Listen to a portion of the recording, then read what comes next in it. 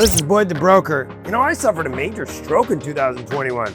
Now I've become an example of what can be accomplished with dedication, family, and above all, hope.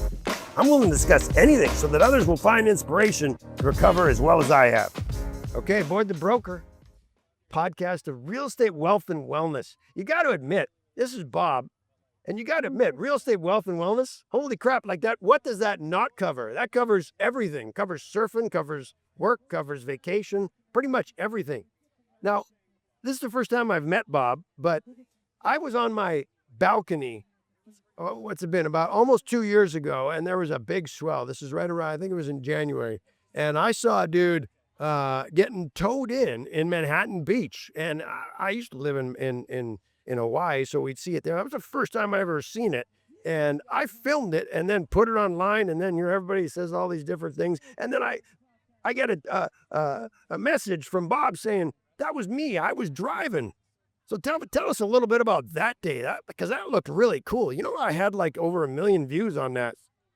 Maybe even close to 2 million, I think, actually. Oh, yeah. Not many people have seen that. And you were the man. You were the jet ski driver. So tell us. The funny thing is, I mentioned to you that day that particular swell, I was the biggest swell that's ever hit Southern California, hands down. Not that day in particular. It was a couple days before that the swell peaked. And a buddy of mine and I were always looking for, that day. And a couple days before, we had towed out all the way out where the tanker is, and the viewers can't see that, but it's about a mile and a half plus out. And we were catching waves that people on the shore were kind of judging the size, and they were calling 30, 35-foot faces out there. And that's just never happened here. And I don't know, swell got a lot of coverage, and it was a big deal. But once the swell calmed down a little, it moved in here to the beach break over here, and it was, wasn't enormous. It was triple overhead or so. And my buddy Pat is a great surfer. He's a Nazare guy, if you're familiar with Nazare, and surfs gigantic waves in the Atlantic. And I'm kind of a Mavericks guy, and so we brought it here to the home and towed into a few waves. And we got the okay from the lifeguard, which was cool because you can't bring a jet ski in certain areas, and so it was kind of a different day. But yeah, it was a lot of fun. I was unable to surf that day because I had tweaked my back out a few days before. So I was driving. Honestly, driving is almost as much fun as surfing, because it takes a lot of skill to put the surfer in the exact right place. So it was a great day. You got to know what to do. There's no doubt. For sure. When I lived in Maui, I knew all the boys. I actually sent that video to my Maui boys looking for who it was, and they didn't know who it was. So really cool. And you used to do real estate, I guess. But no more, right? You retired, and then you said you had some hedge fund stuff. Well, yeah, I grew up in the Palisades, and that's another story because obviously we know what happened there. But went to SC, and I moved down to the South Bay in '91, and raised my family in Manhattan Beach in the tree section. And I was a wholesale trader on Wall Street, and that was really my career. And I tried to retire in around 2010ish, and I got real bored and didn't want to go back to that stress. So got my real estate license, kind of like really blew up El Porto as kind of the El Porto realtor, and did that for 6 or 7 years, and kind of decided I got enticed back to my first love, which was trading. And so I did that for about 4 years. I'm basically retired now. So, yeah. Did you recognize my name? Did we do some business back in the day? Because El Porto was... I did a bunch in El Porto. Remember George Little? How about that for a name? Remember his buddy George Little and some other guy owned like 10 of those half lots with the closets, with the hole in the closets, right?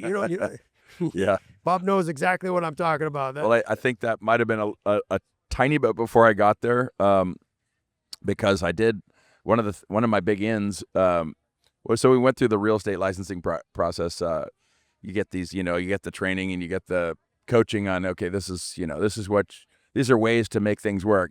Some people are sending people notepads and this and that, and you've got a great marketing thing here. So everybody has, the way they reach the public. And I remember him distinctly saying, if you can bring something of true value, well, everybody wants to bring the value of selling, but to make those contacts, kind of happened that luck when opportunity and preparation meet, which is that old saying. I bought a house over here in El Porto. I lived on the Strand for a while, and I bought a house here a few houses back, and there's a plethora of wires in front of my 180-degree ocean view. And I remember at the time I wasn't licensed yet, and I asked John Altamura, I'm like, what's up with these wires? And he goes, oh, they tried to get this going in 2007. It's never going to happen, blah, blah, blah. I'm like, no, it's going to happen now. So this was 2012 or 13. I began the process, and they told me, no, it's dead. It's never going to happen, blah, blah, blah. About one day I get a call from the city and go, hey, we saw your email from months ago, and he said, we're actually starting the process up. Not one person in El Porto knows this. I know this. So I'm like, ding. So I go out, hit all the doors, and say, hey, it's starting up. Do you want to get informed? And it went from that to me carrying the ball of undergrounding all the way through to the present, which it's in its final days, I hope. It's almost finished. But that was my in. And so as I became kind of a community guy, and so it morphed from that to they were going to put the really expensive polluting desal plant right down here. So we fought that. So it kind of morphed into me becoming sort of the community guy here. And I'm not in the business anymore, and I still do the stuff because I like it. So, I feel good because a lot of people, I think, thought maybe it might have been disingenuous. Some people accuse me, oh, you're just trying to sell houses. And at the end of the day, no, I just want to live in a great community with great people. And I do. So really lucky. Exactly. Yeah. You nailed it. You nailed it. And you're in the water today. You're in the competition today, right?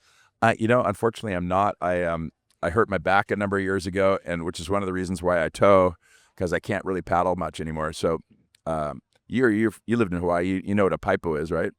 Sure. So I ride for people who don't know, there's a finless surfboard called an alaya, and a paipo is half of one of those that you ride on your stomach. And when I first got it, my wife got it for me, and that's pretty cool. It's super cool. And she's telling me, oh, like this is great, and we it's something to go out and hang out.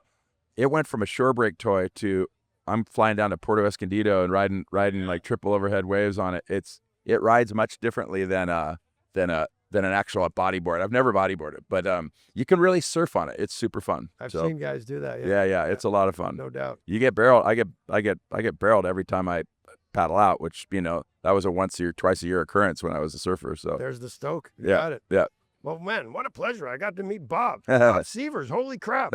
Awesome. Well, thanks. Cool. Appreciate it. Appreciate you coming on. All right, for sure. I'm Boyd the Broker. I appreciate you tuning into my podcast. I live in the real world. Where do you live?